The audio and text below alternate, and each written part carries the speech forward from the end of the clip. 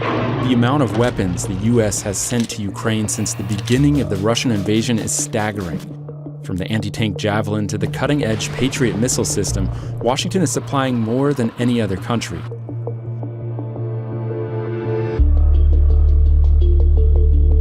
In fact, if you add up all of the other military aid from all of Ukraine's other allies, it's double that. The US contribution with arms, military equipment, training, and everything else that is needed for Ukraine to fight against Russia, that is crucial for Ukraine. Without that, they would have a really hard time to continue to defend themselves, and certainly even a harder time to go on the counteroffensive as they're trying right now. The supply line that makes that possible takes the work of thousands of people and the money of millions of taxpayers. Now, after 16 months of war, cracks in that system are starting to show. So has the flow of US weapons to Ukraine reached its peak? This is Scranton, Pennsylvania. It's the hometown of President Joe Biden and the fictional setting of the Office TV show. Now, a factory in this town is in wartime production mode. The Scranton Army Ammunition Plant is one of the main producers of a popular artillery shell used on Ukraine's front lines, the 155 millimeter. Workers here are facing the massive task of more than doubling production by the end of the year to supply ammo for Ukrainian artillery pieces. So we ship all of our projectiles out to the Iowa Army Ammunition Plant. At Iowa, they're loaded, assembled, and packed. I know that the men and women that work at the Scranton Army Ammunition Plant are proud to do the work that they do. Artillery shells are the bread and butter of a frontline war. It's the thud soldiers hear in the background all day long, and which sometimes kills them. The Scranton plant can churn out over 10,000 shells per month. That sounds like a lot, but Ukraine burns through that number every 2 days. Without a steady flow of this ammunition, Ukraine's howitzer guns would be useless, and analysts say the front line could fall apart. Well, there's no question that certain kinds of munitions and weapons are running low. Artillery ammunition, 155 millimeter ammunition, has received a lot of attention. The United States has said something like 1.5 million rounds, but is reluctant to send more because our own stocks are running low. So far, most of the weapons the U.S. has sent to Ukraine have been sourced from existing stocks. It's called a presidential drawdown, and President Biden can authorize shipment after shipment without continually asking Congress for approval. Meanwhile, Congress has allocated tens of billions of dollars for new weapons through the Ukraine Security Assistance Initiative, or the USAI. To get weapons there quickly, it's the drawdown authority because the weapons already exist, and the weapons can arrive within a few weeks.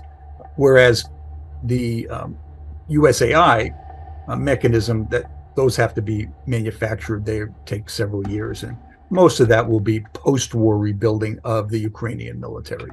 In other words, military aid to Ukraine is not infinitely elastic. It's limited by the fact that it takes time to produce weapons. The Scranton plant is not the only place where production is being ramped up. In the first 8 months of the full-scale war, Ukrainian forces used up 5 years' worth of US-made Javelin anti-tank missiles. Now the private defense corporations Raytheon and Lockheed Martin have received generous government contracts to double production. These contracts are, of course, taxpayer-funded, so they ultimately depend on the support of American voters. Just after the invasion, 60% of Americans were in favor of weapons deliveries, but by the first anniversary of the war, that support had dropped to less than half of Americans, and 29% are now against sending weapons at all. I think that there is some Ukraine fatigue. There's still very strong bipartisan support for aid to Ukraine, so I don't think there's going to be a change soon, but there's no question on both the left and the right, the populist right and the progressive left, concerns are rising about how long this war is going to go, what the cost is going to be. A number of those against weapons shipments are those who oppose war on principle, especially one funded by Washington. The organizations Code Pink and the Answer Coalition have organized protests that brought out thousands of people in Washington, D.C. They could today pick up the pen, pick up the phone, and say, let's begin negotiations. This would save countless lives, countless resources that could be going towards rebuilding bridges in this country. It's not feasible to see any path towards peace when there's a continual escalation and continual supply of arms just being sent to a situation in which Ukraine is being turned into a graveyard. But the most significant political opposition to arms shipments at the moment is coming from the right wing. With presidential elections next year, Republican challengers to President Biden are shaping political discourse already. And both of the party's frontrunners, Donald Trump and Ron DeSantis, have criticized a blank check policy toward aid to Ukraine. In a recent interview with CNN, Trump refused to say that he supported sending more weapons to Ukraine. But the question here is, would you give Ukraine weapons and funding if you were elected? I would sit down. Let me just put it a nicer way. If I'm president, I will have that war settled in one day, 24 hours. The elections are still over a year away, but several current members of Congress from the Republican Party have called for an immediate end to deliveries. Taking the position that we arm anyone to the teeth who will shoot at Russians has actually not always worked for America. No money to Ukraine, and that country needs to find peace, not war. The standing ovation at the Conservative Political Action Conference, CPAC, in March. A minority of Republican voters now support sending weapons to Ukraine. Spearheading this opposition are Representatives Matt Gaetz and Marjorie Taylor Greene.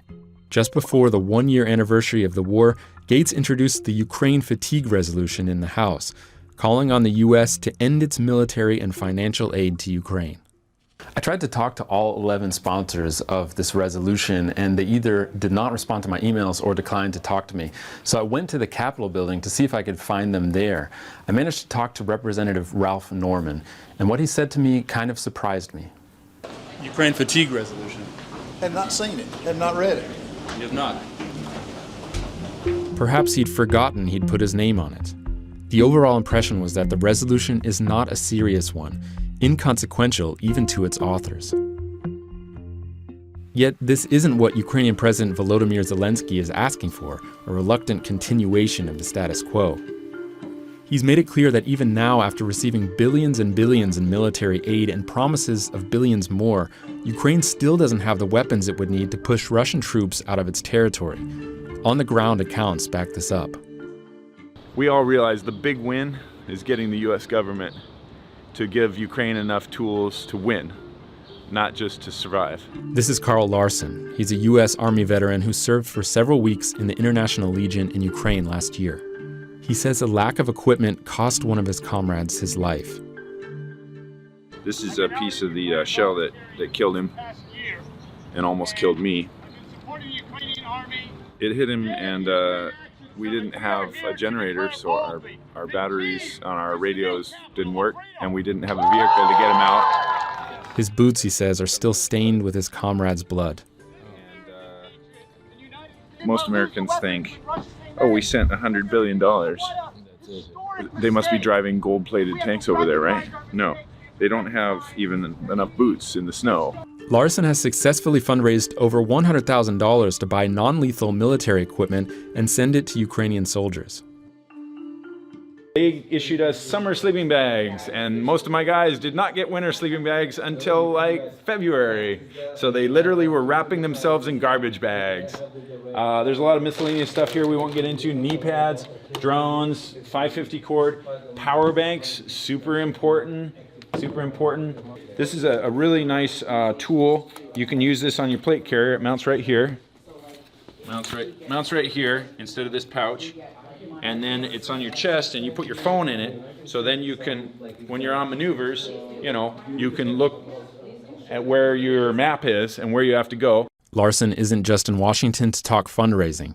A big part of his activism is meeting with lawmakers and their advisors to call for bigger and better arms deliveries. That work, he says, is becoming more urgent. As the war drags on, more and more Americans are questioning the costs of funding Ukraine. The great fear in many quarters is what's been termed a forever war. Are we going to be in a stalemate, spending $7 billion a month, indefinitely?